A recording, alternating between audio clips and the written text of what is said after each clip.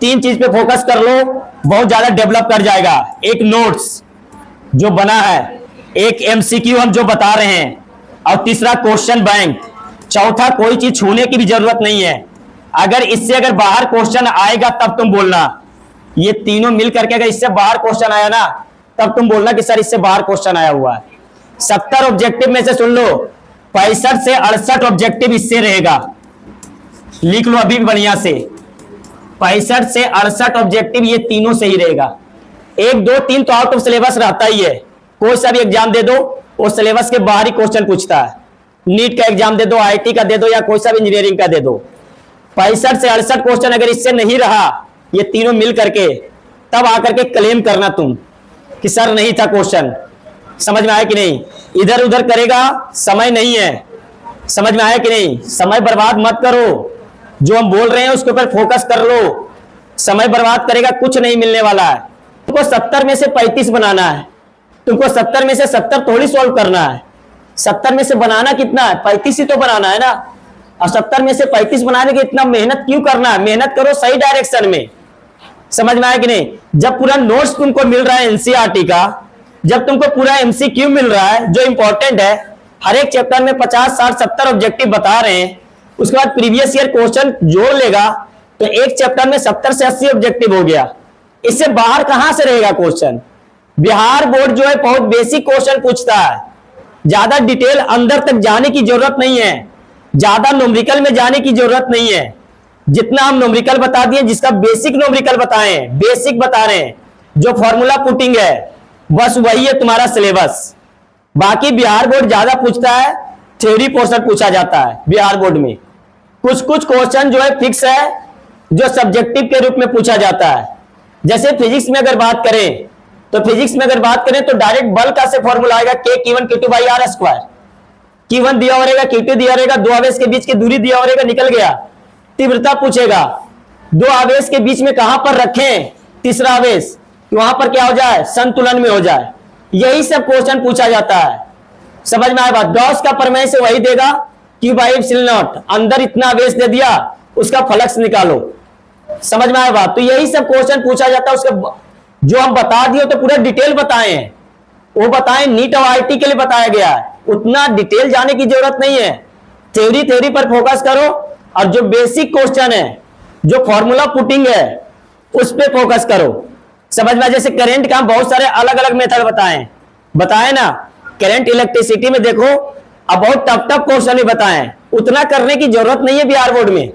जो basic question बताया गया, जो स्टार्टिंग का टॉपिक है, एक दो क्वेश्चन जो बेसिक बताया गया, उसको देखो, आगे बढ़ो। समझ में आया बात? हम इसलिए बताएं कि आगे चल करके कोई भी स्टूडेंट बैठ करके यहाँ पर मान लो कि नीट वगैरह का तैयारी करना चाहता है, तो ये नोट्स बहुत ज्यादा कारगर होगा, इसलिए बताया गया है, और कोई रीजन नहीं है। अगर बिहार बोर्ड से अगर हम पढ़ाना स्टार्ट करते केवल सिंपल बिहार बोर्ड, तो बता रहे हैं अभी तक सिलेबस मेरा कंप्लीट हो चुका होता। समझ में आया बात?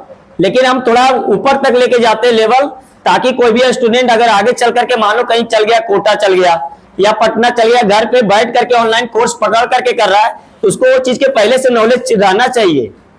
समझ में आया क्या बोल रहे हैं?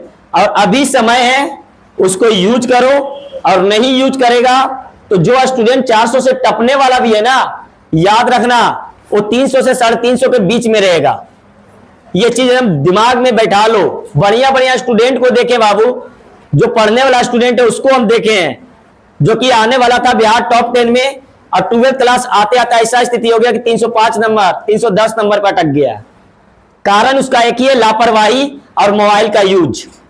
समझ में आया बात? ये दो कारण है जिसकी वजह से स्टूडेंट यहाँ पे बर्बाद हो रहा है। फोकस होना चाहिए जो चीज कर रहा है उस पर।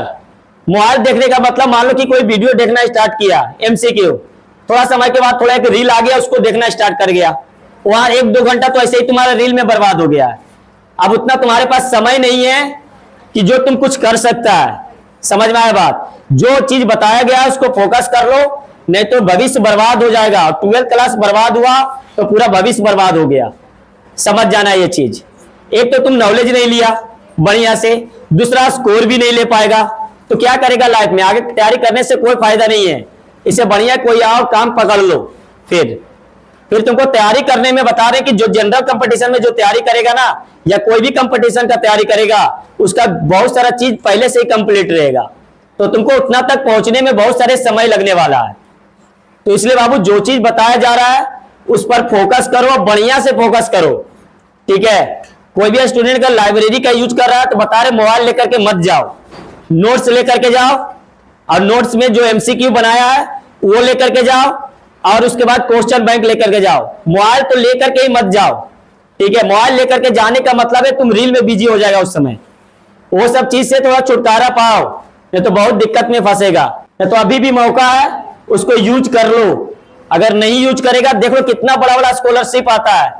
कम से कम जो पुअर फैमिली का है वो तो कम से कम समझो इस चीज को कि आगे हम पढ़ाई कैसे करें, घर से सपोर्ट नहीं मिल पा रहा है, उस चीज को कैसे हम देखें। समझ में आया बात? अगर तुमको पढ़ाई करना है, पुअर फैमिली का क्या दिक्कत है, तुमको स्कॉलरशिप मिल रहा है, 80,000 रुपये सालाना स्कॉलरशिप है।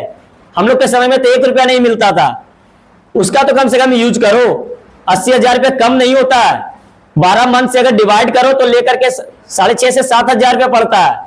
और 6,500 से 7,000 रुपये तुम कहीं पे भी तैयारी कर सकता है, पटना चल जाओ, कोटा चल जाओ, या कहीं पे चल जाओ। समझ में आया क्या बोल रहे? पटना का खर्चा एक अगर स्टूडेंट का बात करें, जनरल स्टूडेंट का, तो 5,000 रुपये पर मंथ है, कोचिंग का फीस छोड़ करके। तो कम से कम तुमको रहने का, खाने का सब व्यवस्था तो हो रहा है ना उससे। तो ये चीज क्यों नहीं सोच रहा है तुम सब? उसी के अनुसार बाबू मेहनत करो, नहीं तो बहुत पीछे हो जाएगा, इतना पीछे हो जाएगा ना कि सोच नहीं सकता है।